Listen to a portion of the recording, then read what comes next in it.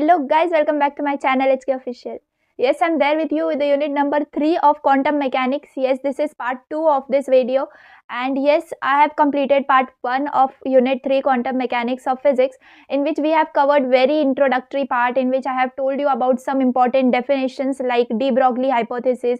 Then I have also explained about analogy between radiation with matter, then de Broglie wavelength in terms of kinetic energy, in terms of accelerating potential, right? I hope you have seen that video. If you have not seen yet, you have to first see that video, and then you will understand this video very well, and your unit will be winding up by this lecture. So then I have also explained you about some properties of matter waves. Then the important part, that is phase velocity and group velocity. Let me tell you that phase velocity and group velocity, that part has come 11 times in previous year questions. So it is very most important thing, like you have to do that topic anyhow. Then I have also explained you the relation between phase velocity and group velocity, so that is also very important one. Okay, now इस video के अंदर हम आगे का जो भी हमारे concepts बचे हैं इस यूनिट के वो देखेंगे. एंड यस, आई होप कि आपको सारे यूनिट्स, सारे वन शॉट्स बहुत अच्छे से समझ आ रहे होंगे. मैंने एसएमई के भी 5 यूनिट्स जो है कम्प्लीटली वाइंड अप कर दिए है. 6 यूनिट भी आपको वन शॉट जल्दी मिल जाएगा. एंड आई होप कि आपको वो पसंद आ रहे हैं, and you are trying to revise from those. एंड अगर आपने वो यूनिट बिल्कुल भी नहीं पढ़ा है, देन ऑल्सो वो वीडियो देख के आप कम्प्लीटली अपने लेक्चर देख के आप कम्प्लीटली अपना यूनिट जो है वो वाइंड अप कर सकते हैं. And you will be prepared for your and paper. Okay, ज़्यादा स्ट्रेस लेने की ज़रूरत नहीं है, कोई ज़्यादा लेक्चर्स देखने की ज़रूरत नहीं है, बस एक वन शॉट देख लो, आपका यूनिट कंप्लीट हो जाएगा. ओके, सो आई होप कि आप ये अपने फ्रेंड्स को भी शेयर करते होगे मेरा चैनल, एंड आई होप कि आपको ये भी लेक्चर अच्छे से समझ में आएगा. तो चलो let's start with our unit. And आगे के जो पार्ट्स हैं वो बहुत ज़्यादा इंपॉर्टेंट है, and I will cover the complete unit in this video. So अपना जो भी अटेंशन लेवल है वो इंक्रीज कर लीजिए. And yes, let we go here. तो यहाँ पर है हिजनबर्ग अनसर्टेनिटी प्रिंसिपल, जो हमें आज से अभी से स्टार्ट करना है. एंड यस, मैंने अपने हैंड रिटन नोट से लिए हैं, तो it will be easier for you to understand कि आपको एग्जाम में किस पैटर्न में लिखना है. ओके, कंप्लीट जो है डेरिवेशन, डेफिनेशन, एवरीथिंग जो है मैंने इसके अंदर इंक्लूड करा है. ओके, सी, ये जो टॉपिक है ये पूरे यूनिट में कंपलसरी आस्क्ड क्वेश्चंस हैं, और मैं आपको बताऊंगी कि और कौन से क्वेश्चंस हैं जो कंपलसरी जो है हमारे पेपर में हमें दिखेंगे तो दिखेंगे. ओके, तो आपको जस्ट फॉलो करना है, एंड आपको बस इम्पॉर्टेंट जो है, अगर आपने नहीं पढ़ा है कुछ भी, एंड आपके पास अगर बिल्कुल ही टाइम नहीं है, अभी तो बहुत ज़्यादा टाइम है, आई होप कि आप सब पढ़ेंगे इस वक्त, तो सभी पढ़िए, आई प्रेफर. लेकिन अगर आप ये वीडियो एकदम एग्जाम के एक दिन पहले देख रहे हो तो इंपॉर्टेंट पार्ट देख के जाइए, it will be beneficial for you. Okay, तो ये है हिजनबर्ग अनसर्टेनिटी प्रिंसिपल. तो आप देख सकते हो मैंने लिखा है कि it is 16 times asked in previous year questions. Okay, so it is very important. तो देखते हैं हिजनबर्ग अनसर्टेनिटी प्रिंसिपल होता क्या है. तो it is impossible to determine accurately and simultaneously values of a pair of physical variable which describe the motion of atomic system. अब हम unit कौन सा पढ़ रहे हैं, क्वांटम मैकेनिक्स, राइट? तो हम बहुत एटॉमिक साइज पे जाके पार्टिकल्स की स्टडी कर रहे हैं, राइट? तो हम क्या बोल सकते हैं, अगर हम एटॉमिक सिस्टम की बात करें, अगर एटम की बात करें ना, तो हम उसमें दो ही हमारे पास यहाँ पर अनसर्टेनिटी प्रिंसिपल में दो ही पैरामीटर्स है, that is delta X and delta P, यानी कि uncertainty in position and uncertainty in momentum. तो हम जब भी अगर पोजिशन को एकदम एक्यूरेट मेजर करेंगे तो मोमेंटम में कोई ना कोई अनसर्टेनिटी रह जाएगी, और सिमिलरली अगर हम मोमेंटम को एक्यूरेटली मेजर करेंगे तो पोजीशन के अंदर हमें कुछ ना कुछ अनसर्टेनिटी दिखेंगी. तो दोनों का एग्जैक्ट वैल्यू हमें एट द सेम टाइम नहीं मिल सकता. तो that is nothing but Heisenberg uncertainty principle. Simple.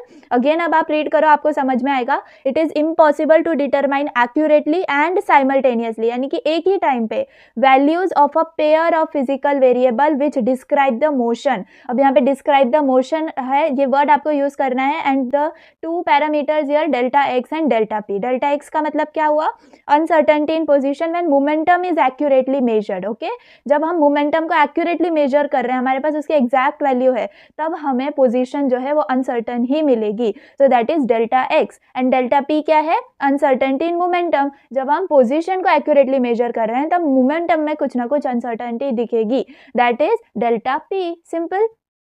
तो हमें हेजनबर्ग प्रिंसिपल क्या कहता है? तो according to Heisenberg principle the product of uncertainties यानी delta x into delta p is of the order of Planck's constant. Very simple, कुछ ज़्यादा नहीं है, very easy. Just you have to understand what you have to write and you have to go step by step. Okay, तो मैंने पहले आपको क्या बताया, तो आपको पहले ये डेफिनेशन लिखना होगा, देन आपको डेल्टा एक्स और डेल्टा पी को एक्सप्लेन करना होगा जैसे मैंने किया है, और according to Heisenberg principle the product of uncertainties, अगर हम प्रोडक्ट निकालें that will come equal to Planck's constant. Okay, just it is very simple, आपको इतना ही याद रखना है।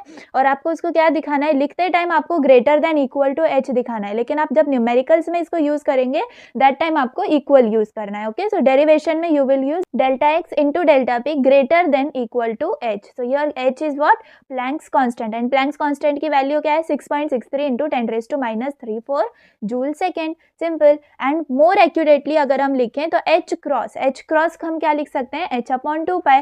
ओके, सो इधर हम h की जगह h×2 भी लिख सकते हैं। So this is nothing but the complete derivation of Heisenberg's uncertainty principle. Okay, so इसमें एनर्जी वाला भी पार्ट आता है, अगर दैट इज ऑल्सो आज तो वो फर्दर हमें डेरिवेशन में मिल जाएगा। ओके, तो ये सिंपल है एकदम, मतलब it is compulsory question and it is very easy. Just you have to understand what is delta X and delta P and just you have to equate it to Planck's constant and you have to Planck's constant को equate, you have to equate it to Planck's constant and just you have to show the this formula. Okay, this is nothing but your Heisenberg's uncertainty principle. Simple.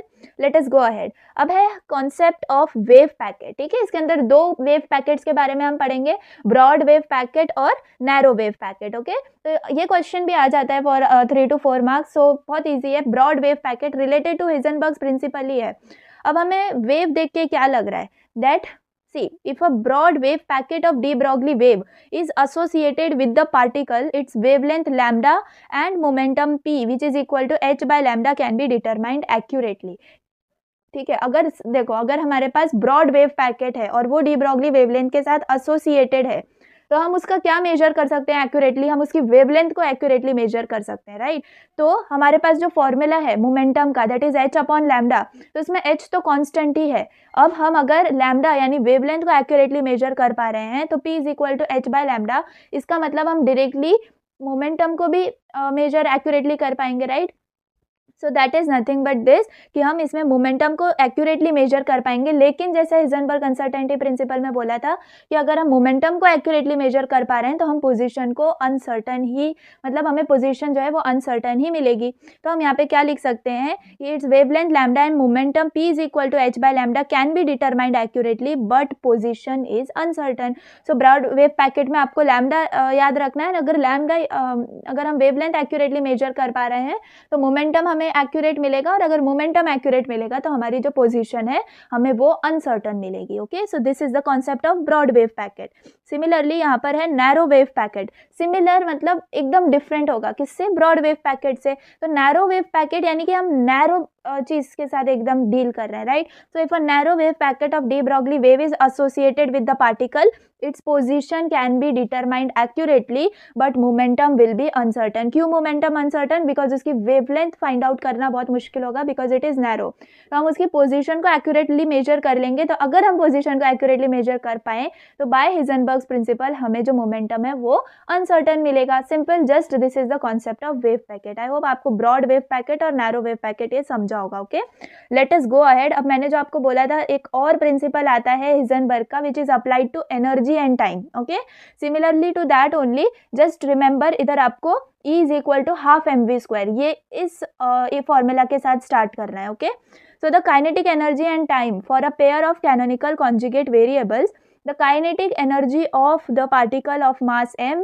moving with the velocity v is given by E is equal to half mv square। ठीक है, हमें kinetic energy के फॉर्मूले से start करना है। अब उसको हम डिफरेंशिएट करेंगे। ठीक है, तो डिफरेंशिएट करके हमें फॉर्मूला क्या मिलेगा, D E is equal to half M और वी स्क्वायर का derivative 2v into D V. ओके, तो यहाँ पर हमें क्या मिल जाएगा, 2 कैंसिल हुआ तो D E is equal to M V D we.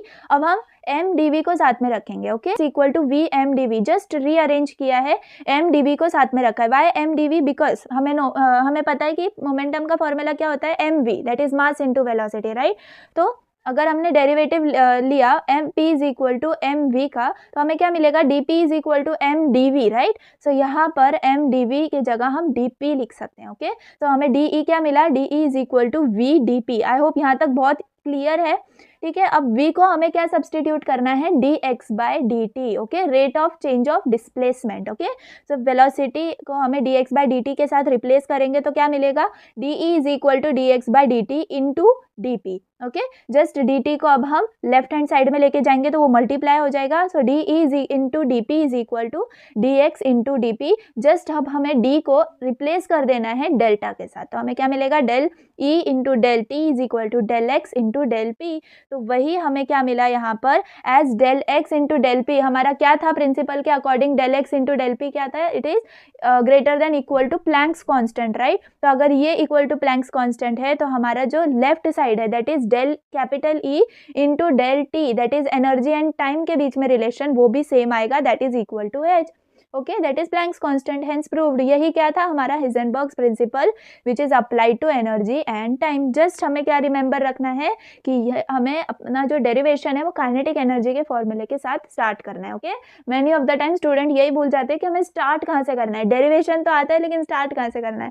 तो आपको याद रखना है कि हमें एनर्जी का जो हमारा काइनेटिक एनर्जी का फॉर्मूला है उससे स्टार्ट करना है, डिफ्रेंशिएट करना है, एम डी वी को डी पी पुट करना है एंड देन वी को D x by D T put करके जस्ट बाय रीअरेंजिंग हमें हमारा रिलेशन मिल जाएगा, ओके।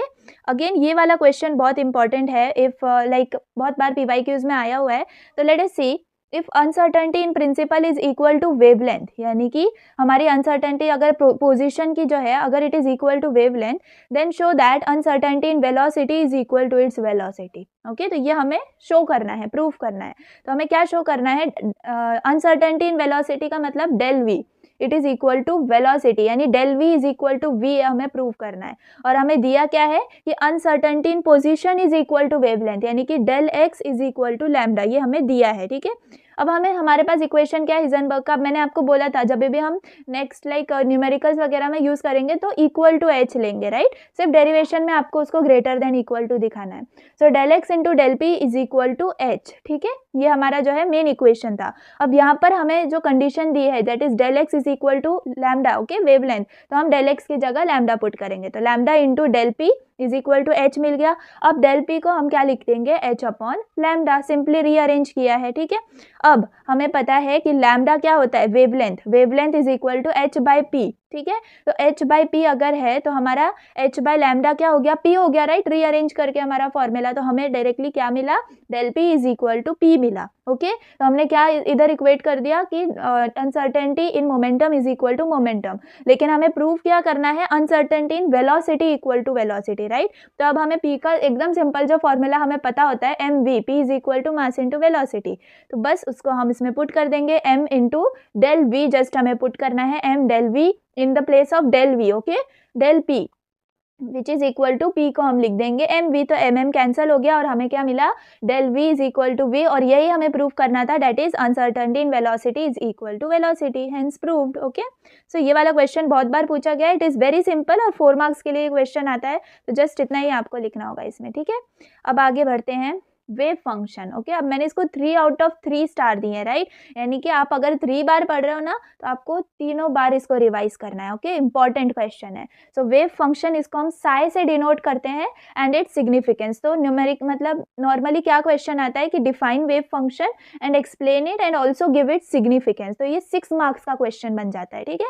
बहुत ईजी है, बहुत बेसिक है। देखो, a wave variable associated with the matter waves is called as wave function, यानी कि जो हमारे मैटर वेव के साथ जो वेव वेरिएबल एसोसिएटेड होता है ना, वेव वेरिएबल, उसको हम वेव फंक्शन बोलते हैं और it is denoted by Sai, ठीक है। अगर हम कंसिडर करें कि हमारा जो साई है वो एम्पलीट्यूड को रिप्रेजेंट कर रहा है, राइट। देखो सेकंड लाइन में I have written, if psi represents the amplitude of wave function then amplitude takes positive as well as negative value. अगर हमारा जो साई है वेव फंक्शन वो अगर एम्पलीट्यूड को रिप्रेजेंट कर रहा है तो हमारा एम्पलीट्यूड तो पॉजिटिव डायरेक्शन में भी हो सकता है, नेगेटिव डायरेक्शन में भी हो सकता है, लेकिन प्रोबेबिलिटी के अंदर हम नेगेटिव वैल्यू को कंसिडर नहीं करते हैं। That means negative value does not have any meaning in probability. इसके वजह से psi is not a observable quantity, quantity. Okay, तो ऐसा शॉर्ट नोट भी एक्सपेक्टेड है कि why psi is not a observable quantity explain. तो वहाँ पर आपको बस इतना ही लिखना है कि साई अगर हमारा एम्पलीट्यूड रिप्रेजेंट कर रहा है तो एम्पलीट्यूड की तो पॉसिबिलिटी है कि it will be positive as well as negative, लेकिन हमें नेगेटिव जो है वो प्रोबेबिलिटी नहीं लेनी है, because negative value does not have any meaning in probability. ठीक है, तो इसीलिए जो हमारा साई यानी कि वेव फंक्शन है, it is not a observable quantity. अब यहाँ पर आपको क्या कंसीडर करना है, let psi is the complex function. ठीक है, कॉम्प्लेक्स फंक्शन हमने पढ़ा है 11th 12th में, राइट। तो let psi is the complex function such as psi is equal to a plus I B. ठीक है, अब हमने कॉन्जुगेट लेना भी सीखा था, जस्ट प्लस को माइनस कर देते थे, राइट, माइनस को प्लस कर देते थे। Similar to that psi star, अब हम इसको साई स्टार बोलेंगे, दैट इज कॉन्जुगेट सिंपली। तो psi star is equal to a minus I B, simple. ठीक है, अब हम इसको क्या कर देंगे, दोनों को मल्टीप्लाई कर देंगे, then psi into psi star is equal to, अब जब भी हम दो कॉम्प्लेक्स नंबर को मल्टीप्लाई करते थे तो कैसे करते थे, ए स्क्वायर प्लस बी स्क्वायर। ठीक है, तो यहाँ पर क्या आया, हमें ए स्क्वायर प्लस बी स्क्वायर मिला। अब आप ये देखो, अगर इसमें आप ए या बी कोई भी वैल्यू को अगर नेगेटिव रखोगे तो वो स्क्वायर हो जाएगा, एंड अब मतलब किसी भी नंबर का स्क्वायर क्या होता है, पॉजिटिव ही आता है, राइट। तो यहाँ पे हम प्रूव कर सकते हैं कि हमारा जो साई साई स्टार है वो हमेशा पॉजिटिव रियल क्वांटिटी है। So it is always a positive real quantity. ठीक है, इतना हो गया। अब इसके बाद तो बहुत ईजी है, हमें क्या बता देना है, सिर्फ लार्ज, स्मॉल और जीरो, ये तीन केस बता देने हैं। कैसे, so if psi psi star is large so it indicate strong probability of particle in the region. अब मैं इसको सिंपल एग्जांपल लेके आपको याद रखवाऊं, तो साई साई स्टार को आपको अटेंडेंस कंसिडर करना है। ठीक है, अब आपके क्लास में जिस भी स्टूडेंट की अटेंडेंस सबसे ज़्यादा होगी तो मतलब उसकी प्रोबेबिलिटी क्या है, हम ये उसको अपने क्लास में ज़्यादा मतलब उसकी प्रोबेबिलिटी है मिलने की, right. So it indicate strong probability of that student in the region, right. तो वही हमें यहाँ पर कंसिडर करना है, अगर psi psi star is large it indicate strong probability of particle in the region. ठीक है, अब psi psi star is small, like मतलब कोई है कि ठीक है, मतलब उसकी अटेंडेंस इतनी ज़्यादा बुरी भी नहीं है और इतनी अच्छी भी नहीं है, तो मतलब उसकी प्रोबेबिलिटी क्या है, little probability of that student in that region, okay, in your class. So हम यहाँ पर क्या लिख सकते हैं, psi psi star is small, it indicates little probability of particle in the region. और वहीं वो स्टूडेंट जिसने एडमिशन लेके मतलब वो गायब ही हो गया, राइट, ऐसा स्टूडेंट मतलब वो उसकी एक भी अटेंडेंस नहीं है, तो मतलब उसका साई साई स्टार क्या है, जीरो है। So it indicates particle is absent in given region, उसकी कोई प्रोबेबिलिटी नहीं है, वो जीरो है, मतलब उसकी एब्सेंट ही लगी हुई है, प्रेजेंट ही एक भी नहीं है। So it indicates that particle is always absent in that particular region. ठीक है, आई होप कि आपको ये समझ गया होगा। उसके बाद आपको कंडीशंस बतानी है, जो मैंने आपको सिग्निफिकेंस बताया था ना, राइट, उसमें बस ये आपको 4 पॉइंट मेंशन करने हैं, बहुत सिंपल है आपको याद रखने के लिए। Conditions for well behaved wave function psi, तो आपको इसमें 4 वर्ड याद रखने हैं। पहले मैं आपको सेंटेंस पढ़ के बता दूं, wave function must be finite. ठीक है, फाइनाइट वैल्यू होनी चाहिए वेव फंक्शन की। Second, wave function must be single valued, okay. then wave function psi and its derivatives, that is d psi by dx, d psi by dy or d psi by dz must be continuous in the given region. Then wave function psi must be normalized, यानी कि अगर हम उसका triple integration लें from minus negative to negative dv के respect में, तो हमें उसकी वैल्यू 1 आनी चाहिए। ठीक है, तो क्या आपको याद रखना है इसके अंदर, फर्स्ट आपको फाइनाइट याद रखना है, then single valued, then continuous, okay. जो भी उस साई के डेरिवेटिव है with respect to X Y and Z वो आपको मेंशन करने हैं, and you have to show that they must be continuous in the given region. Then fourth, they must be normalized, और आपको ये वाला जो 3 इंटीग्रेशन लिए है ना, तो वो आपको ट्रिपल इंटीग्रेशन मेंशन करना है from minus infinity to infinity, and remember यहाँ पर आपको साई नहीं साई स्क्वायर लेना है, okay. We are resembling psi psi star, okay, psi psi star. तो psi square dv which is equal to 1, यानी कि नॉर्मलाइज। तो कौन से 4 वर्ड याद रखे, फाइनाइट, सिंगल वैल्यूड, कंटिन्यूअस और नॉर्मलाइज। तो आपका सिग्निफिकेंस ऑफ वेव फंक्शन भी कंप्लीट हो गया। ठीक है, आई होप कि आपको ये समझा होगा wave function and its significance. ठीक है, now let us go ahead. अब ये जो है ना गारंटीड क्वेश्चन है, अगर आपने मतलब ये वाला डेरिवेशन नहीं किया तो मतलब ये यूनिट आपने कुछ नहीं किया। ठीक है, तो बहुत ज़्यादा इंपॉर्टेंट डेरिवेशन है, मतलब थोड़ी चीज़ें आपको इसमें याद रखनी पड़ेंगी, लेकिन अगर आपने एक बार लिख के प्रैक्टिस कर लिया ना और सेकेंड टाइम आपने बिना देख के लिखा, दैट मीन्स कि आपने ये डेरिवेशन कम्प्लीटली कर लिया है, ओके। तो जस्ट आप अपना अभी अटेंशन लेवल बढ़ा दीजिए। एंड येस, आपको ये अगर क्वेश्चन आया, अगर नहीं आएगा ही आएगा, हर PYQ आप उठा के देख लो, Schrodinger time independent wave equation उसके अंदर आपको मिलेगा ही मिलेगा, ठीक है। 9 टाइम्स PYQ भी रह चुका है, so it is very much important, और 6 मार्क्स का है, तो आपके 6 मार्क्स कहीं नहीं जाएंगे अगर आप ये डेरिवेशन जो है अच्छे से समझ लो, ठीक है। तो आपका ज़्यादा टाइम वेस्ट नहीं करूंगी मैं। Let us start with this derivation, that is Schrodinger time independent wave equation, okay. तो यहाँ पर आपको क्या स्टार्ट करना है, किससे स्टार्ट करना है, तो consider a particle of mass m moving with velocity v having wavelength lambda is equal to h upon mv, ठीक है। तो हमें ये वाला फॉर्मूला तो पता ही है, हमने डी ब्रॉगली हाइपोथेसिस में यूनिट के स्टार्टिंग में ही ये फॉर्मूला देख लिया था। तो lambda is equal to h by P होता है, राइट, और p का क्या वैल्यू है, m into V, so lambda is equal to h upon M V, ठीक है। इससे आपको स्टार्ट करना है, और आपको क्वेश्चन में भी मेंशन होगा कि आपको डी ब्रॉगली वेवलेंथ के साथ अपना डेरिवेशन स्टार्ट करना है, ठीक है। सो consider a particle of mass m moving with velocity v having wavelength lambda is equal to h upon M V, ठीक है। अब आपको क्या याद रखना है, let psi is the function of x Y Z T such that, ठीक है। अब जो जो चीज़ें आपको याद रखनी है ना, वो मैं आपको बताती जाऊंगी, उसका कोई सिग्निफिकेंस नहीं है, आई थिंक आपको समझने की ज़रूरत नहीं है, जस्ट आप उतना रिमेंबर करोगे ना तो इट इज़ इनफ, ठीक है। तो let psi is the function of x Y Z T such that, अगर हम उसका डबल डेरिवेटिव लें, ठीक है, विथ रिस्पेक्ट टू टी, तो ये आपको सेंटेंस याद रखना है, D two psi upon D T square is equal to VP square. VP क्या है यहाँ पर, फेज वेलोसिटी, हमने पढ़ा था, राइट।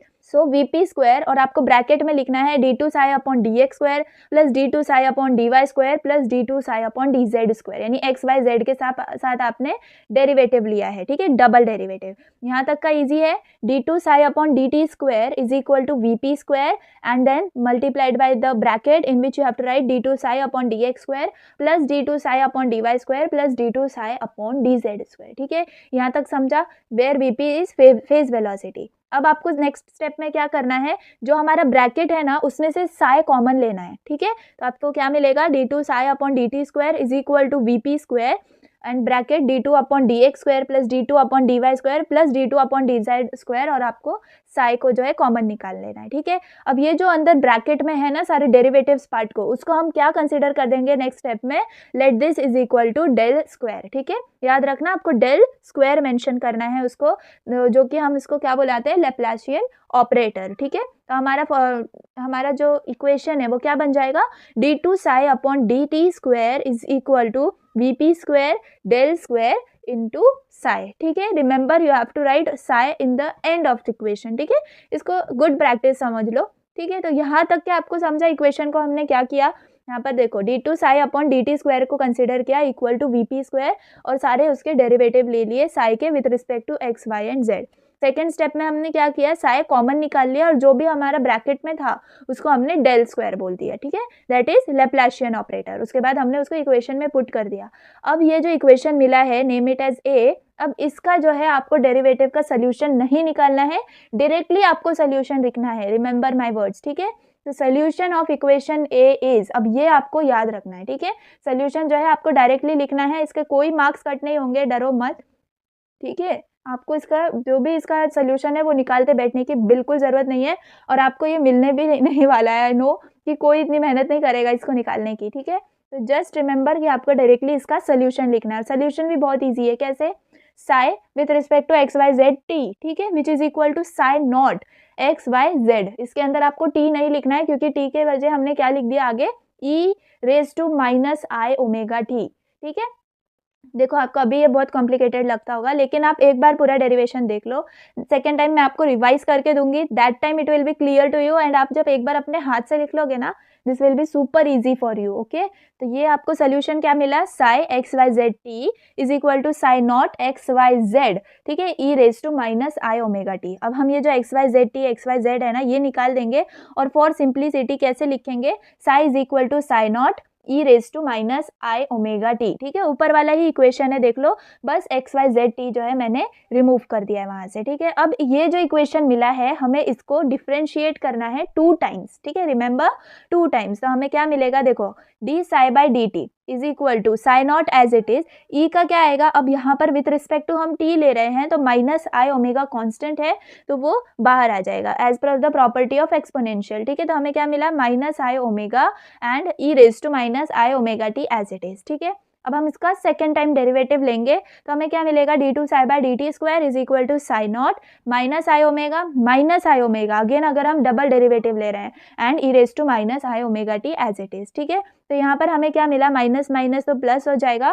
तो psi naught I square omega square E raise to minus I omega T. ठीक है, ये इक्वेशन मिल गया। लेकिन हमें पता है कि साई क्या है, अब ये वाला इक्वेशन कहाँ आया, जहाँ पर मैंने ये लिखा है फॉर सिंप्लिसिटी, तो psi is equal to psi naught E raise to minus I omega T, ये हमें पता है। तो यहाँ पर अगर हम रीअरेंज करें तो हमें psi naught E raise to minus I omega T दिख रहा है इक्वेशन के अंदर, राइट, तो उसको हम साई जो है कंसिडर कर देंगे और रिप्लेस कर देंगे। ठीक है, तो हमें क्या मिला, D two psi upon D T square is equal to I square omega square psi. Okay, अब आई स्क्वायर यानी कि कॉम्प्लेक्स फंक्शंस में अगर हम आई स्क्वायर की वैल्यू निकालें तो क्या होती है, -1, तो हम इसको रिप्लेस कर देंगे माइनस से और हमें क्या मिला, D two psi upon D T square is equal to minus omega square psi. ठीक है, ये हमें फाइनल मिल गया। अब इसको हम काय में सब्सटीट्यूट करेंगे इक्वेशन नंबर ए में। अब इक्वेशन ए ये था हमारा, ठीक है, तो अब D two psi by D T square की ये भी एक वैल्यू आई है और D two psi by D T square की ये भी वैल्यू आई है, तो दोनों को इक्वेट कर देंगे। ठीक है, तो हमें यहाँ पर क्या मिला, minus omega square psi is equal to V P square del square psi. ठीक है, अब यहाँ पर रिमेंबर द मेन थिंग कि यहाँ पर सब क्या कर देते हैं, दोनों भी साइड से साई साई कैंसिल कर देते हैं।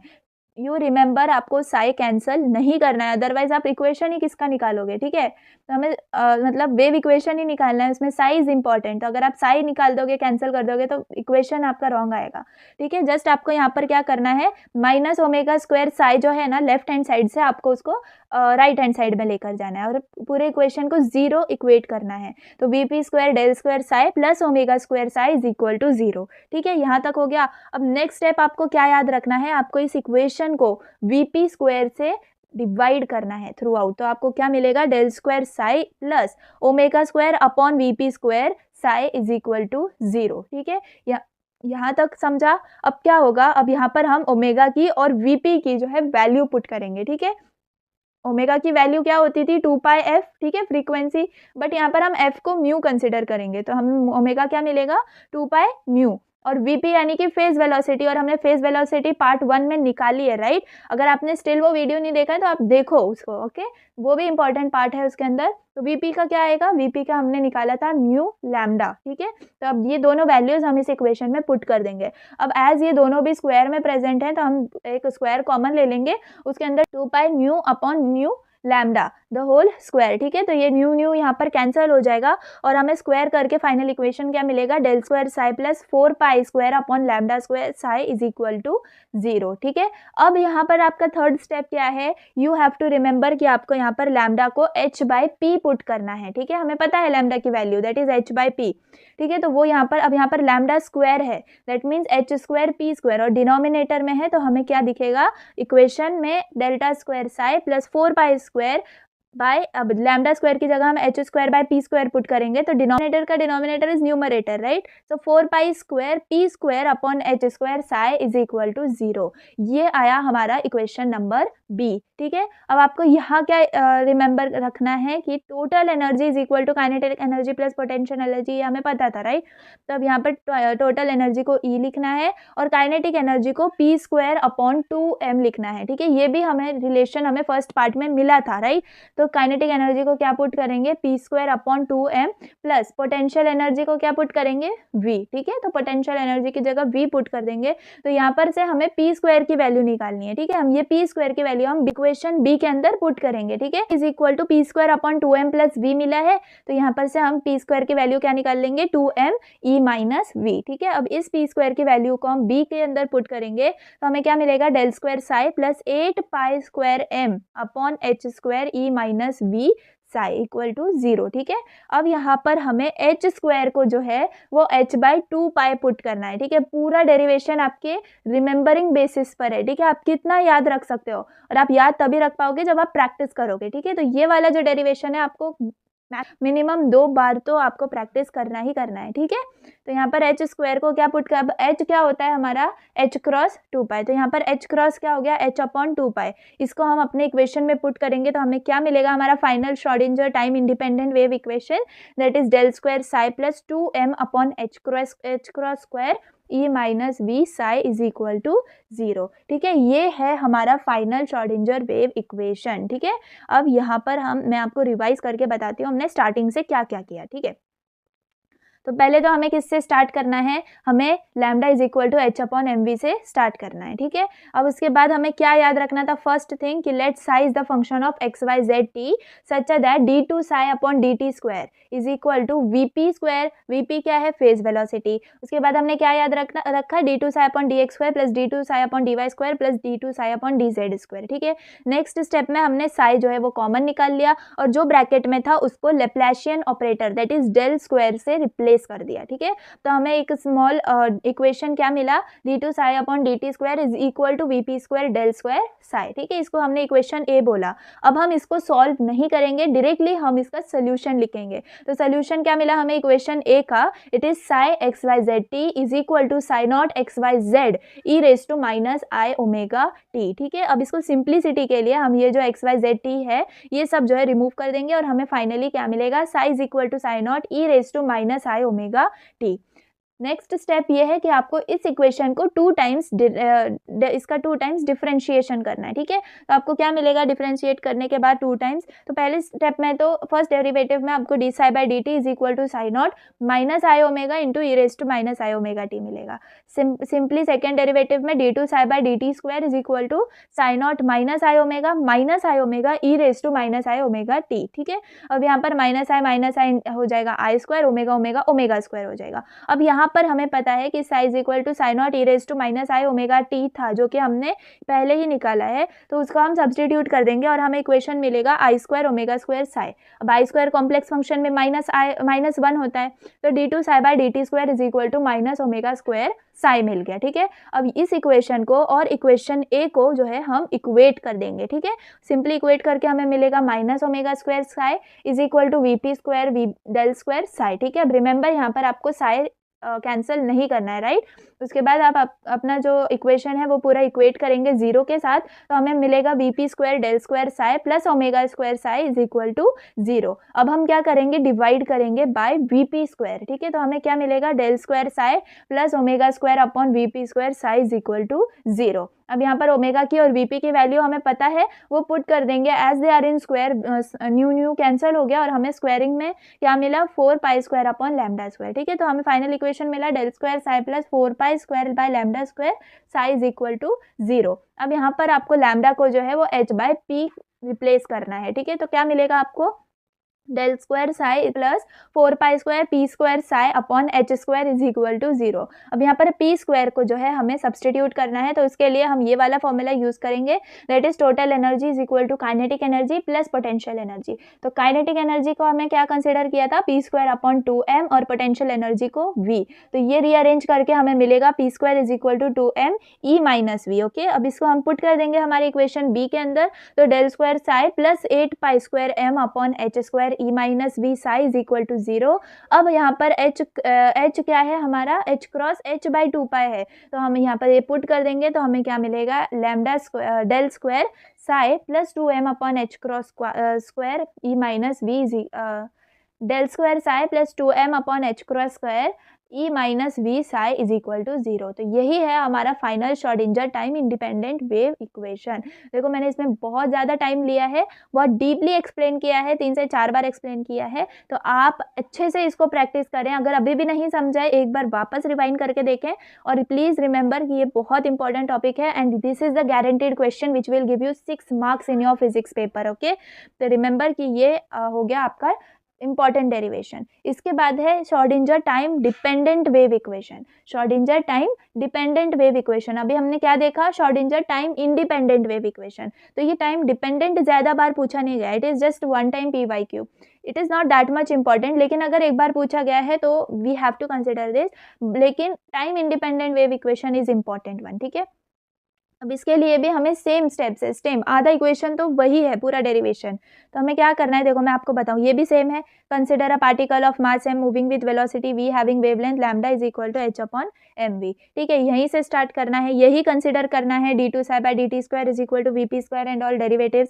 फिर वही साई हमें कॉमन लेना है, लैप्लासियन ऑपरेटर के साथ हमें उसको इक्वेट करना है। ठीक है, सब्सटीट्यूट करेंगे, यही सब है राइट। सोल्यूशन भी हमारा वही आया, psi x Y Z t is equal to psi naught x Y z e raise to minus I omega t and this. ठीक है, सिंप्लीफाई करके हमें psi is equal to psi naught E raise to minus I omega t मिला है। ठीक है, अब क्या करेंगे, हम इसको डिफ्रेंशिएट करेंगे, लेकिन यहाँ पर आपको वन टाइम डिफ्रेंशिएट करना है। तो डिफ्रेंशिएटिंग वन टाइम, तो हमें क्या मिला, d psi by D t is equal to psi naught minus I omega e raise to minus I omega T. ठीक है, तो इसको हमें क्या मिल जाएगा, अंदर मल्टीप्लाई करके simply minus I omega psi naught E raise to minus I omega T.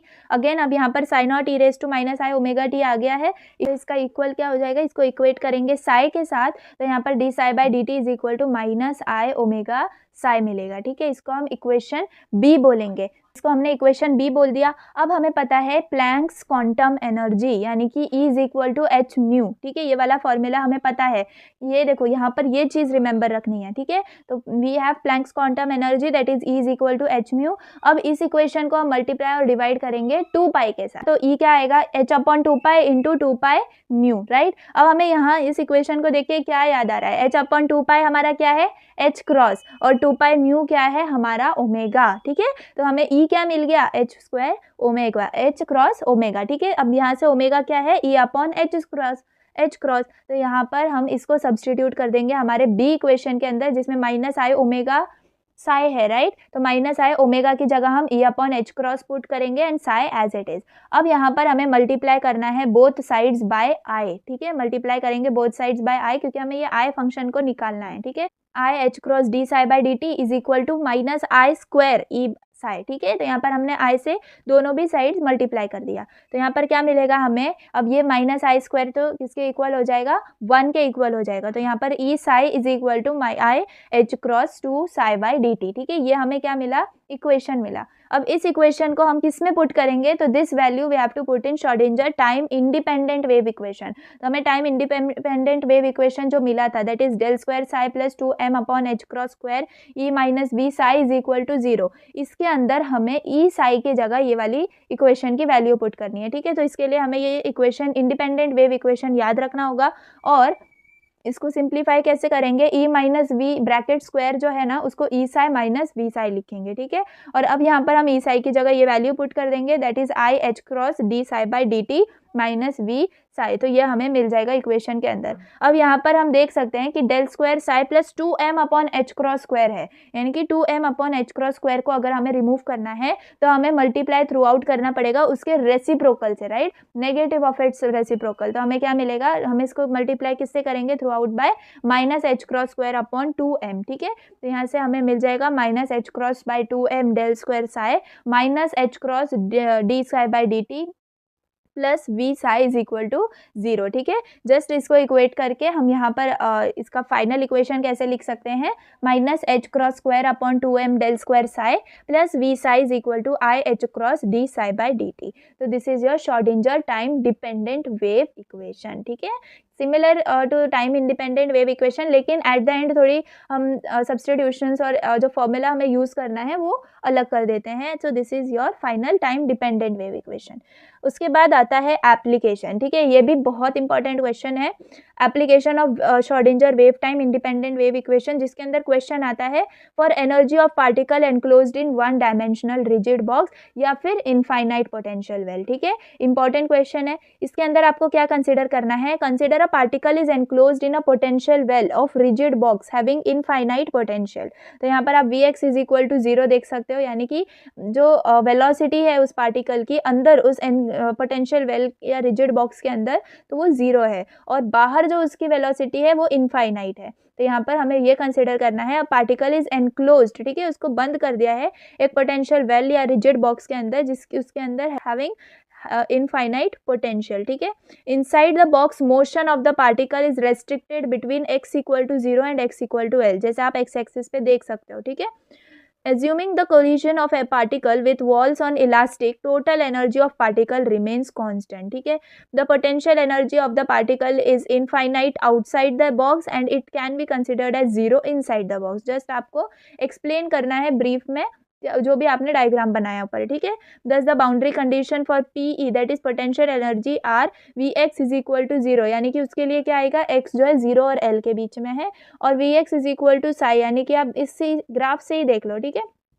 Sai कब है, जब x जीरो से पहले और x is equal to l के बाद. So this is how you can represent it. Okay, then we have Schrödinger time independent wave equation in one dimensional rigid box. ठीक है, अब ये आपको वन डायमेंशनल रिजिड बॉक्स के अंदर consider करना है, तो डेल स्क्वायर की जगह आप क्या लिखोगे, d two psi upon D x square. बाकी पूरा इक्वेशन सेम है. ठीक है, तो ये आपको यहाँ पर Schrodinger time independent wave equation consider करना है, जहाँ पर डेल स्क्वायर की जगह आप D two upon D x square लिखेंगे.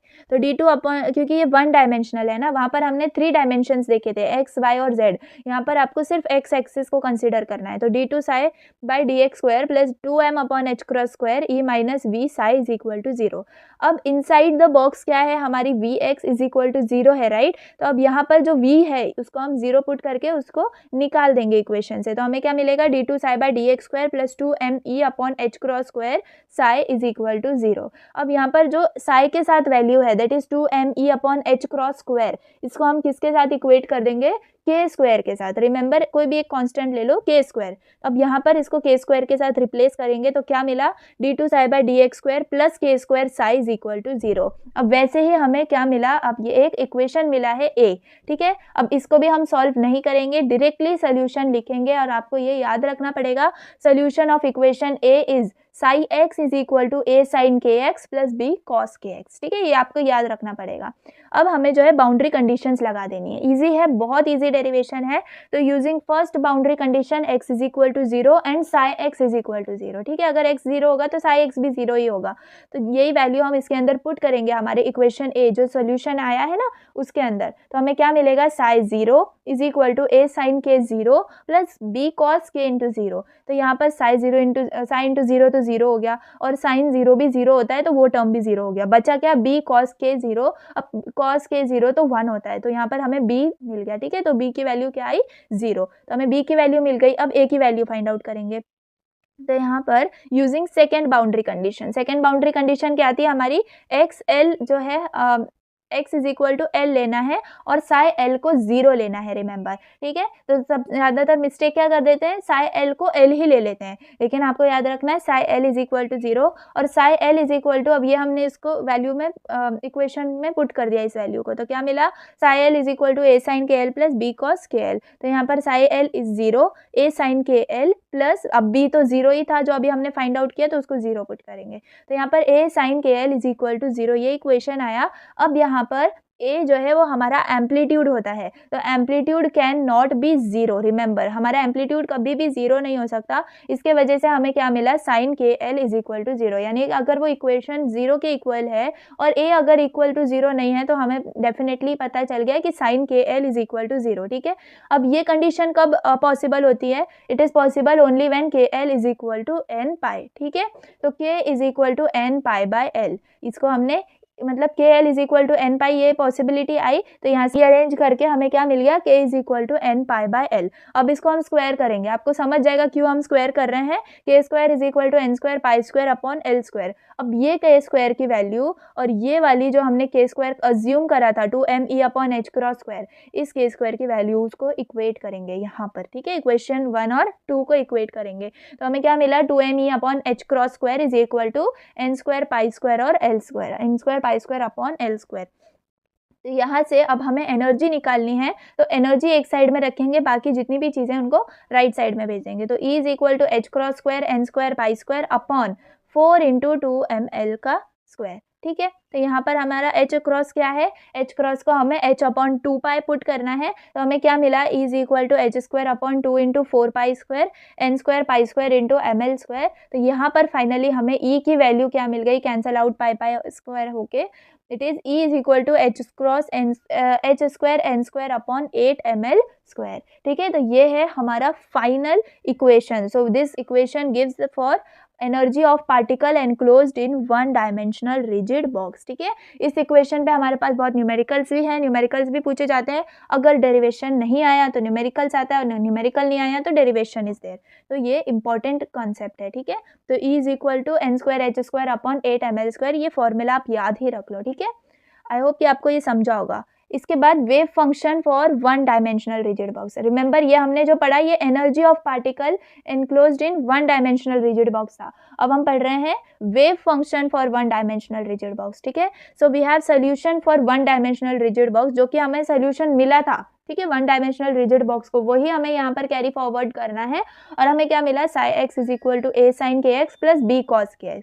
और यहाँ पर b इज इक्वल टू 0 भी हमें मिला था और x इज इक्वल टू यहाँ पर फिर क्या मिल गया, अगर b हमारा 0 है तो x is equal to a sin kx। ठीक है, अब हमें ये इक्वेशन मिल गया, राइट। अब यहाँ पर हमें k को जो है n π/l पुट करना है, जो कि हमें आ गया है, हमारा पहले वाले जो डेरिवेशन में आ गया है। ठीक है, वही चीज़ें आपको यहाँ पर लिखनी है। तो where k is equal to n π/l, तो हमें साई स्टार क्या मिला, साई स्टार यानी कि इसका कॉन्जुगेट। अब इसमें तो कोई फंक्शन कॉम्प्लेक्स है नहीं, तो हमें इसको डायरेक्टली ऐसे ही लिख देंगे, यानी कि psi star x is equal to a sin kx as it is. ठीक है, अब हमें नॉर्मलाइजेशन वाला मेथड यूज़ करना है, लेकिन उसमें ट्रिपल इंटीग्रेशन था, यहाँ पर हम सिंगल बार ही इंटीग्रेट करेंगे फ्रॉम 0 to l। ठीक है, तो साई स्टार dx 0 से l तक, तो इट इज इक्वल टू 1। तो यहाँ पर हमें साई और साई स्टार को अगर हमने मल्टीप्लाई कर दिया, दोनों सेम है, that is a sin kx, तो हमें मल्टीप्लाई करके क्या मिला, a² sin² kx dx is equal to 1 मिला। ठीक है, तो यहाँ पर a² जो है एम्पलीट्यूड है, यानी कि वो कांस्टेंट होगा, तो उसको बाहर निकाल देंगे और हमें क्या मिला, a² 0 से l sin² kx dx is equal to 1। ठीक है,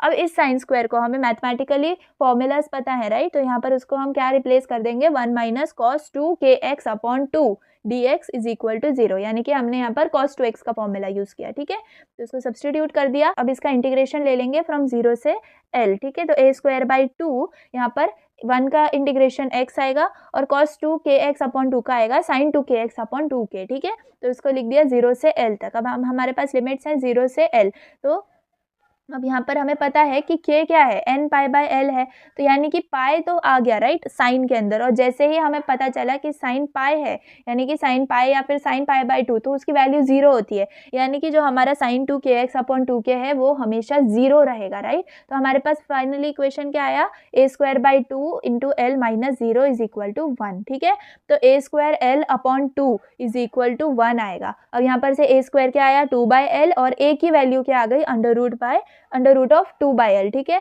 अब हमारा जो नॉर्मलाइजेशन वाला जो इधर इक्वेशन था, तो इसके अंदर हम क्या पुट कर देंगे, a की वैल्यू पुट कर देंगे। तो यहाँ पर क्या मिला, x is equal to under root of 2/l sin n πx/l। ठीक है, तो ये हमारा जो है इक्वेशन आ गया, जहाँ पर सिंपली हमने बस एम्पलीट्यूड को फाइंड करा और वेव फंक्शन के फॉर्मूले में रिप्लेस कर दिया। तो हमें फाइनल इक्वेशन के मिला, x is equal to under root 2/l sin n πx/l। ठीक है, तो ये हो गया हमारा wave function in one dimensional rigid box. ठीक है, तो ये हो गया।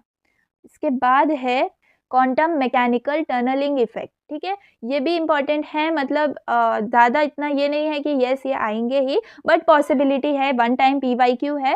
तो जस्ट अब जो है थ्योरी पार्ट है। ठीक है, डेरिवेशन पार्ट हमारा खत्म हो गया यहाँ तक। ठीक है, तो अब यहाँ पर देखते हैं हम क्वांटम मैकेनिकल टनलिंग इफेक्ट क्या होता है। तो consider a particle of energy E trying to pass through a barrier of potential energy μ0। ठीक है, अब एक पार्टिकल है हमारे पास जिसके पास एनर्जी क्या है, E। ठीक है, and it is trying to pass through a barrier of potential energy μ0, यानी कि एक बैरियर है जिसकी पोटेंशियल एनर्जी क्या है, μ0 है, और उस पार्टिकल जिसकी एनर्जी E है उसको उस बैरियर से पास होना है। ठीक है, so when energy of particle is less than potential energy of that barrier, यानी कि E इज लेस देन μ0, तो क्लासिकली हम क्या समझ सकते हैं, अगर उसकी एनर्जी उस पोटेंशियल बैरियर के एनर्जी से कम है, तो हम क्या कंसिडर कर सकते हैं क्लासिकली कि it can not pass through that potential energy barrier, right. ठीक है, यानी कि आप ये समझ लो एक इलेक्ट्रॉन है और एक बॉक्स है, रिजिड बॉक्स है, जिसके अंदर वो मतलब एनक्लोज्ड है, राइट। अब उस जो इलेक्ट्रॉन की एनर्जी है उस बैरियर यानी कि उस रिजिड बॉक्स की एनर्जी से बहुत कम है, तो हम क्या बोल सकते हैं कि वो उससे बाहर निकल ही नहीं सकता कभी, राइट। लेकिन because of this quantum mechanics हम क्या कंसिडर कर सकते हैं कि there are some small, very small possibility कि वो इलेक्ट्रॉन उससे बैरियर से बाहर जा सकता है, ठीक है।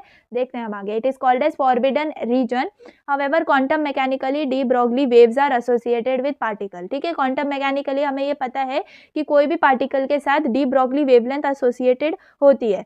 The wave function of particle has a very small but non-zero probability that it can tunnel through the barrier. tunnel यानी कि बाहर निकल जाना उस बैरियर से, ठीक है।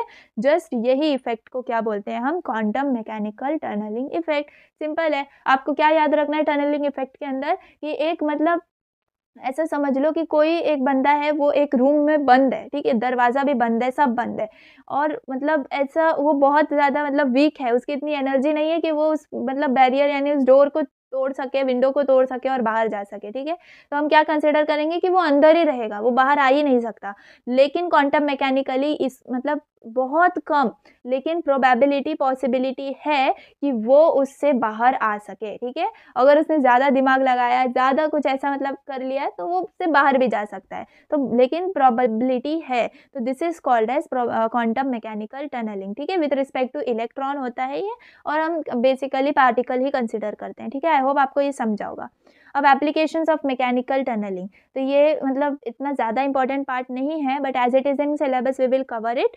एप्लीकेशंस ऑफ मैकेनिकल टनलिंग, तो इसमें हम अल्फा डी के पढ़ेंगे। तो an alpha particle consist of 2 protons and 2 neutrons bound together. ये हमने पढ़ा है अपने 12th स्टैंडर्ड के अंदर।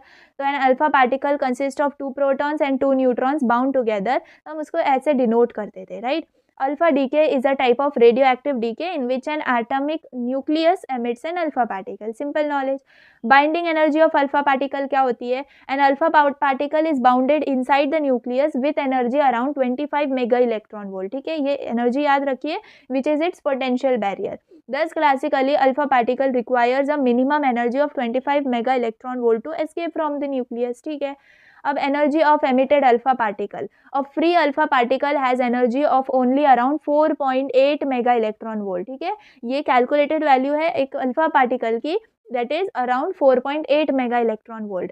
Thus it is impossible for alpha particle to escape from nucleus. यानी कि अब न्यूक्लियस की जो एनर्जी है वो कितनी है, 25 मेगा इलेक्ट्रॉन वोल्ट, और एक अल्फा पार्टिकल की एनर्जी कितनी है, 4.8 मेगा इलेक्ट्रॉन वोल्ट। यानी कि अल्फा पार्टिकल की जो एनर्जी है that is very less than the energy of nucleus, right. So it is impossible for that alpha particle to go out of that nucleus, but quantum mechanically there are small but very small possibility that it can tunnel through the nucleus. So alpha particle collide with the walls of nucleus 10 raised to 38 times, ठीक है। ये calculated value है bye researchers. तो alpha particle अगर nucleus की wall पे 10 raised to 38 times जो है कोलाइड करेगा, then it can tunnel from the nucleus, ठीक है। तो ये सम एप्लीकेशंस थे। उसके बाद है स्कैनिंग टनलिंग माइक्रोस्कोप, इसको STM भी बोलते हैं, ठीक है। इसमें क्या होता है देखते हैं। ये हमारे पास डायग्राम है। अगर ये क्वेश्चन आया STM का तो आपको ये डायग्राम बनाना पड़ेगा। सिंपल डायग्राम है,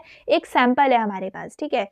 अब वो सैंपल मतलब अब हम जो यूनिट पढ़ रहे हैं, we are dealing with atomic size particles, right. तो यहाँ पर हम सैंपल में एक मतलब डिसकंटिन्यूटीज़ को मतलब मेजर करेंगे। एटॉमिक साइज पे जो डिसकंटिन्यूटीज़ हैं वो हम मेजर करेंगे। तो यहाँ पर हमें एक प्रोब चाहिए होगा उसके लिए, ठीक है। प्रोब आप देख सकते हो, और प्रोब की टिप जो है हमारी सैंपल के ऊपर होगी। तो यहाँ पर करंट के थ्रू क्या पता चलेगा, वो करंट एम्पलीफायर देख रहे हो आप, tunnelling current amplifier.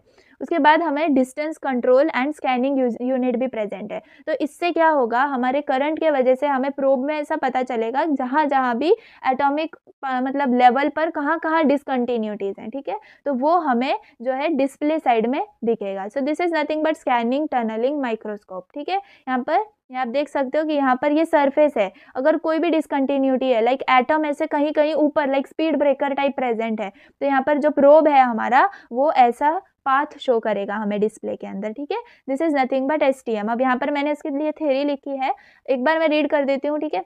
STM, that is scanning tunneling microscope, is an instrument for imaging surfaces at atomic level by using the principle of tunneling effect. ठीक है, यहाँ पर tunneling effect का ही principle use हो रहा है. It is based on the concept of quantum tunneling. When a conducting tip यानी कि probe, it is brought close to the surface to be examined, the biased voltage applied between them will allow electron to tunnel through the vacuum between them. यानी कि जो भी हमारी voltage apply कर रहे हैं हम, राइट, तो वो वोल्टेज हमें क्या बताएगी कि it will allow electron to tunnel through the vacuum between them. ठीक है, the tunneling current between them will depend on the width of the barrier, that is the distance between the probe and surface. Then if biased voltage between them is constant, if biased voltage between them is constant, this voltage can be recorded and displayed simulating the surface of the sample. Then the probe is moved vertically so that the distance between the probe and the surface remains constant as the probe scans laterally. ठीक है, तो ऐसे हम जो है atomic level पे जो भी डिसकंटिन्यूटीज वगैरह प्रेजेंट है वो मेजर कर सकते हैं by using scanning tunneling microscope.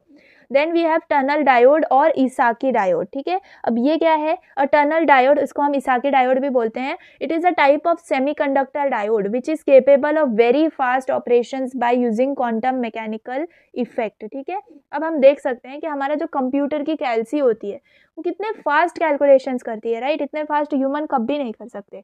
तो जितने फास्ट वो कैलकुलेशंस हो रहे हैं, तो that fastness, okay, that operations fastness, तो उसके लिए ये क्वांटम मैकेनिकल इफेक्ट यूज होता है, right. So a tunnel diode और Esaki diode is a type of semiconductor diode which is capable of very fast operations by using quantum mechanical effect.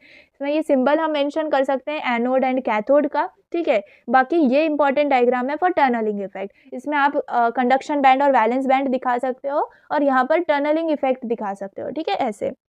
These diodes have a heavily doped PN junction only 10 nanometer wide. यानी कि उनका जो PN junction है it इज heavily doped और वो कितना wide है, 10 nanometer wide. The heavy doping results in broken band gap where conduction band, that is electron states on n side, are more or less aligned with electron band holes state on the p side. ठीक है, using or under normal forward biased operation, as voltage begins to increase, electron at first tunnel and travel through the very narrow PN junction barrier. Because of field, electron states in the conduction band on n side become aligned with the empty valence band hole states on the p side of PN junction. As the voltage increases further, this states becomes more misaligned and current drops. This is called as negative resistance, and because current decreases and increase in the voltage. तो ऐसे हम tunnelling effect को जो है ना mention कर सकते हैं. एंड उसका मतलब जस्ट एन एक्सप्लेनेशन है कि यहाँ पर टनलिंग इफेक्ट कंडक्शन बैंड और वैलेंस बैंड के रिलेटेड में कैसे टनलिंग इफेक्ट हो सकता है, राइट. सो आई होप कि आपको समझा होगा. एक आध बार आप रीड कर लो, it will be easy for you. Then we have advantages also. तो एडवांटेजेस एंड एप्लीकेशंस भी पूछे जाते हैं of tunnel diode. So advantages of tunnel diode, first is very fast switching, then long life, then high speed operation, low noise and low power consumption. ठीक है, तो यहाँ पर ये हमारे एडवांटेजेस हो गए किसके, टनल डायोड के. अप्लाई कहाँ कर सकते हैं हम टनल डायोड को, तो लॉजिक मेमोरी स्टोरेज डिवाइसेस के अंदर, then relaxation oscillation circuit, ultra high speed switch. यहाँ पर हमें ज़्यादा फास्ट कैलकुलेशंस की ज़रूरत है, वहाँ पर हम टनल डायोड को यूज़ कर सकते हैं. FM receiver is also the most popular one. ठीक है, then we have quantum computing. ठीक है, a number of elemental particles such as electrons और photons can be used for storing the information. ठीक है, तो हम इलेक्ट्रॉन्स और फोटॉन्स के अंदर जो है अब अपनी एनर्जी को अपने elemental particles number can be used for storing the information. यानी कि हम अपनी इंफॉर्मेशन को अब हम इलेक्ट्रॉन्स और प्रोटॉन्स के अंदर स्टोर करेंगे. ठीक है, अब हम कंप्यूटर्स में जीरोज और वन, ये बाइनरी यूनिट्स होते थे, राइट, बाइट्स जिनको हम बोलते हैं, उनके अंदर एनर्जी मतलब हम डेटा स्टोर करते थे. अब यहाँ पे हम क्यूबिट बोलेंगे उसको. ठीक है, तो each of the particle is known as qubit, जिसके अंदर एनर्जी स्टोर होती है. So the either the charge of particle और polarisation act as the representation of 0 and 1. Each of these particles is known as qubit. A qubit is a unit of quantum information. ठीक है, remember ये unit है किसका, quantum information का. अब quantum computing के अंदर हमारे पास टू टाइप्स हैं, that is superposition and entanglement. ठीक है, तो अगर ये टाइप्स आए तो हम ये दो प्रिंसिपल्स को एक्सप्लेन कर सकते हैं। अदरवाइज एक्सप्लेन इंडिविजुअली भी आता है कि लाइक सुपरपोजिशन और एंटेंगलमेंट एक्सप्लेन करो, तो that time also we can write this. तो quantum computer uses mainly two principles of quantum mechanism, that is superposition and entanglement. तो सुपरपोजिशन में आप ये डायग्राम शो कर सकते हो जिसमें आप 1 दिख रहा है, 0 सुपरपोजिशन स्टेट। ठीक है, तो ये क्यूबिट्स की स्टेट है एंड अगर दोनों साइड में अगर रोटेशन है तो we will call it as superposition state. A qubit can hold both the values that is 0 and 1 at the same time. ठीक है, which is known as superposition state, जहाँ पर 0 और 1 दोनों भी वैल्यूज अगर एक साथ हैं, that time we call it as superposition state. Thus at one time the number of computation possible in quantum computer is 2 raised to n, where n is the number of qubits used। यानी कि मतलब एक time पर 2 raised to n times calculations हो सकती हैं इस qubit में, और n क्या है, नंबर ऑफ क्यूबिट्स, यानी कि जितने ज़्यादा हम क्यूबिट्स एक पर्टिकुलर सिस्टम के अंदर यूज़ करेंगे उतने ही फास्ट जो है कैलकुलेशंस हमें मिलेंगे। एग्जाम्पल, अगर हमारे पास एक क्वांटम कंप्यूटर है एंड उसके अंदर हमने 500 क्यूबिट्स को मतलब सिचुएट करा है, तो उसके अंदर कितनी पोटेंशियल है कैलकुलेशंस परफॉर्म करने की, 2 raised to 500 टाइम्स। अब आप मेजर कर सकते हो कि कितने फास्ट जो है हमें हमारा सिंगल स्टेप के अंदर आंसर मिल जाएगा बाय कैलकुलेशंस। ठीक है, so this is superposition. Then we have entanglement, it is the correlation between particles acting as qubits such as photons and electrons. By knowing the spin state one entangled particle up और down, we can know the spin of its correlated particle. Quantum entanglement allows qubits separated by distance to interact with each other simultaneously or instantaneously. So when multiple qubits act coherently, they can process multiple operations simultaneously. Thus large information is processed within a fraction of time. यानी कि electron और proton, यानी कि ये qubits में अगर मतलब बहुत डिस्टेंस में ये दोनों भी प्रेजेंट है, राइट, तो एक स्पिन अगर चेंज हो रहा है, लाइक मैंने यहाँ पर लिखा है कि एक स्पिन स्टेट अगर चेंज हो रहा है तो वो कितने भी डिस्टेंस पे दूसरा हमारा पार्टिकल होने दो, वो भी अपनी स्पिन को मतलब अपने स्पिन स्टेट को चेंज कर देगा। तो ये जो है उनके अंदर रिलेशन होता है। तो this relation is called as entanglement. Okay, nowadays यही चीज़ जो है हमारे डिवाइसेस में यूज होती है। कितने भी दूर दो पार्टिकल हो, ठीक है, अगर एक का स्पिन स्टेट चेंज हो रहा है तो दूसरा भी स्पिन स्टेट चेंज होगा, जिसके वजह से हमारी जो कैलकुलेशंस है, मल्टीपल ऑपरेशंस है, वो एक साथ एक टाइम पे कंप्लीट हो पाती हैं। ठीक है, instantaneously. So this is nothing but are entanglement. अब हमें एप्लीकेशंस पूछे जाते हैं क्वांटम कंप्यूटिंग के, तो आर्टिफिशियल इंटेलिजेंस इसका एग्जांपल है। Then we have drug design, then logistic and scheduling, then we have cyber security also, software testing also. ठीक है, तो ये सारे क्वांटम कंप्यूटिंग के एप्लीकेशंस हैं जहाँ पर superposition, entanglement, they work as the very important principle. ठीक है, आई होप आपको समझा होगा। यहाँ पर हमारा यूनिट एंड होता है। ठीक है, अब न्यूमेरिकल्स के तरफ जाते हैं। कुछ भी हमारी तरफ से रहना नहीं चाहिए, लाइक थोड़े बहुत ही न्यूमेरिकल्स होते हैं वो भी करके जाएंगे तो क्या बुरी बात है, right.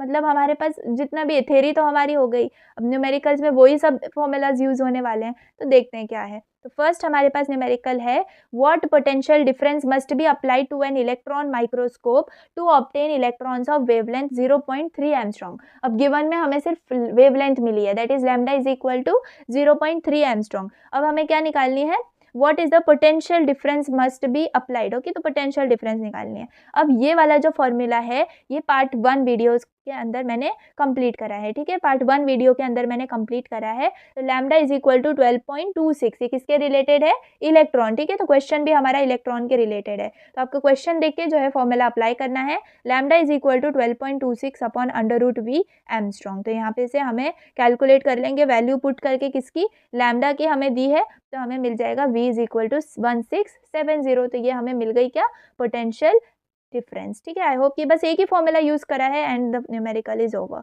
Then we have find the de Broglie wavelength associated with mono energetic electron beam having momentum of 10⁻⁻23 kg metre per second. तो अब यहाँ पर हमें सिर्फ क्या दिया है, momentum, that is 10⁻⁻23 kg metre per second.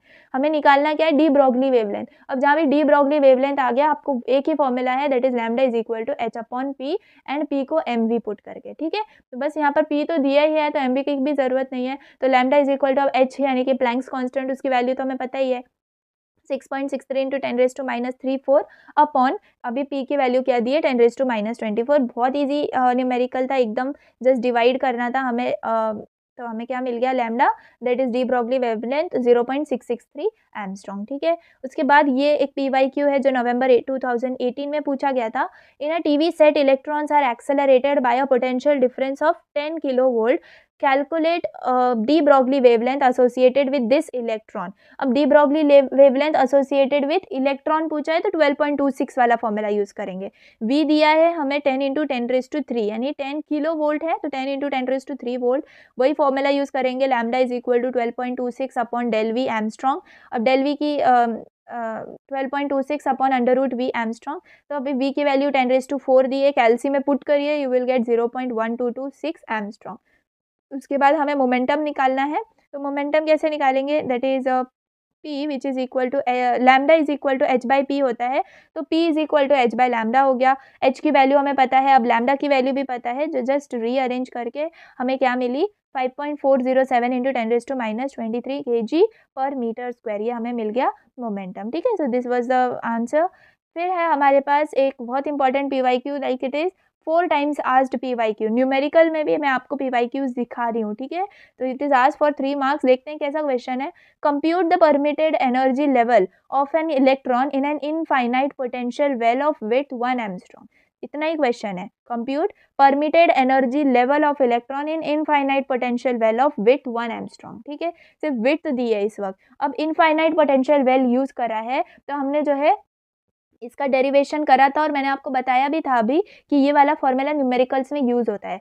तो E is equal to n² upon 8 ml²। तो यहाँ पर हमें L दिया है यानी विड्थ दी है 1 एमस्ट्रॉन्ग, तो 1 × 10⁻⁸ मीटर। ठीक है, अब यहाँ पर हमें इलेक्ट्रॉन के बारे में बात होती है। रिमेंबर हम क्वेश्चन में देख रहे हैं इलेक्ट्रॉन के बारे में बात हो रही है, तो यहाँ पर हम ये वाला फॉर्मूला यूज करेंगे। अब हमें इसके लिए हमें क्या बोला है, एनर्जी लेवल्स निकालने हैं, तो हम एनर्जी लेवल 1, 2 और 3 निकालेंगे। ठीक है, बेसिकली तो 1 एनर्जी लेवल के लिए हमारा N1 होगा और H की वैल्यू हमें पता है 6.6 × 10⁻�34, उसका स्क्वायर हो गया 8 एज इट इज। अब M की जगह हमें क्या लेना है, मास ऑफ इलेक्ट्रॉन। अब ये अगर अब गिवन नहीं भी है तो हमें याद रहना चाहिए मास ऑफ इलेक्ट्रॉन क्या होता है, 9.11 × 10⁻31 इंटू L क्या है गिवन 1 × 10⁻10 का होल स्क्वायर। तो इसको हम कैलसी में डाल के पुट करेंगे तो हमें जो है आंसर क्या मिलेगा 5.9769 × 10⁻18 जूल।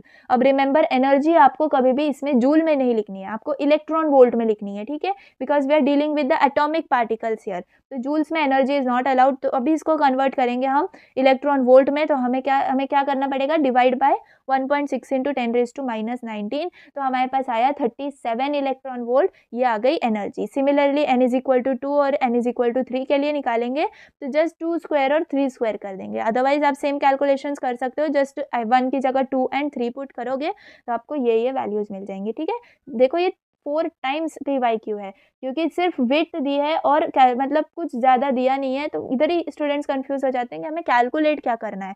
तो यहाँ पर आपको ऐसे एनर्जी कैलकुलेट करनी है फॉर डिफरेंट एनर्जी लेवल्स। ठीक है, उसके बाद ये एक और PYQ है which is asked in May 2017 for 3 marks. Same है, same. Neutron is trapped in an, अब यहाँ पर न्यूट्रॉन यूज करा है तो हमें मास ऑफ न्यूट्रॉन जानना जरूरी है। ठीक है, तो mass neutron is trapped in an infinite potential well of width 1 angstrom, calculate the values of energy and momentum in its ground state. ठीक है, सिंपली आप क्या करोगे वैसे ही बस मास ऑफ न्यूट्रॉन पुट करेंगे और विड्थ पुट करेंगे, देन उसके बाद उसको इलेक्ट्रॉन वोल्ट में कन्वर्ट करेंगे। उसके बाद हमें क्या बोला है, values of energy and momentum also, तो एनर्जी निकाल लिया, मोमेंटम कैसे निकालेंगे, P is equal to √2mE। ठीक है, ये वाले सारे फॉर्मूलेज हमने पार्ट 1 वीडियो के अंदर कवर करे हैं। ओके, तो यहाँ पर हम वही वैल्यूज को पुट करेंगे तो हमारे पास वैल्यू क्या आएगी, मोमेंटम की 3.269 × 10⁻24 kg/m²। आप कैलकुलेट करके सेपरेटली देख सकते हो। ठीक है, उसके बाद एक और इम्पॉर्टेंट PYQ है, that is lowest energy of an electron trapped in a infinite potential well is 38 electron volt, calculate the width of well. यानी कि अब यहाँ पर उल्टा बोला है, विड्थ फाइंड आउट करनी है हमें और लोएस्ट एनर्जी ऑफ इलेक्ट्रॉन दी हुई है, तो एनर्जी क्या है 38 इलेक्ट्रॉन वोल्ट। ठीक है, तो एनर्जी वही फॉर्मूला यूज करेंगे n² h² upon 8 ml², but यहाँ पर अब हमें L निकालना है, दैट इज विड्थ, तो हम उसको रीअरेंज करेंगे तो after putting all the values हमें फाइनल विड्थ क्या मिलेगी 0.99 एंगस्ट्रॉम। ठीक है, तो ये फाइनल आंसर आ गया।